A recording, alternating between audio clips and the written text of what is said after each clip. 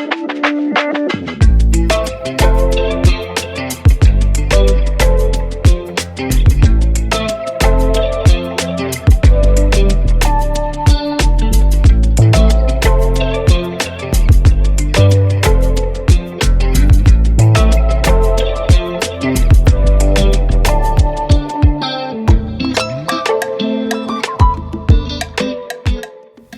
there, it's Lemandi from Lemandi Salon. Welcome to my channel. Today I'm going to be doing a sewing tutorial on my client Jharee. We're just going to be doing a traditional sew-in middle part with just a small leave out around her edges and enough to cover the tracks.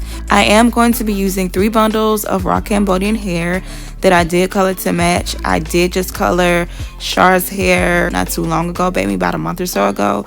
And we're doing a sew-in for an event that she's going to. This is her first time in a long time getting a sew-in, so this is going to be fun. I'm going to let you guys see how I do my braid pattern, how I install these bundles to blend and to match, because some of the bundles are different color, and I just want you guys just to see how I install them, just so that everything blends together. And just stay tuned for the finished look.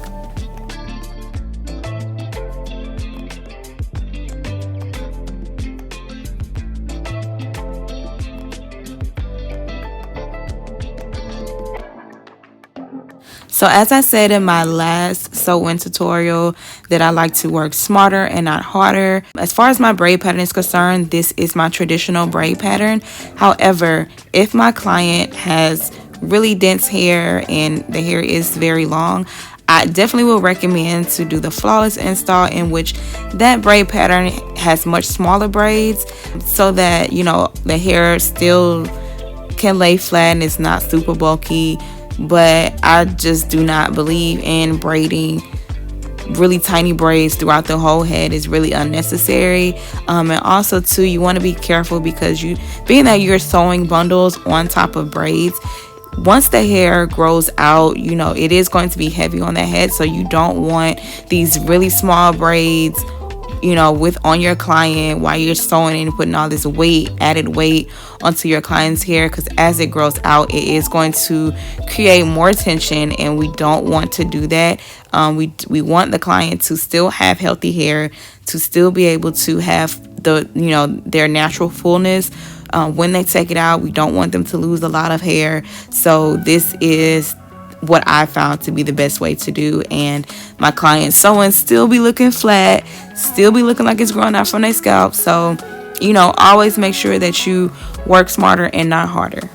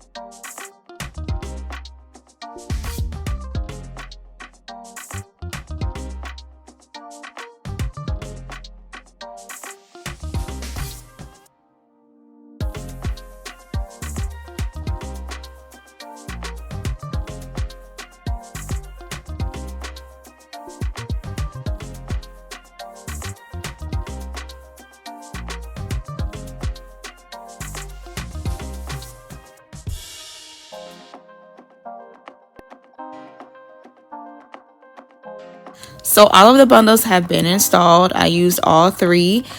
Right now I'm just doing finishing touches, getting rid of her flyaways, getting ready to tame these edges. And as you guys can see, the blend is very good.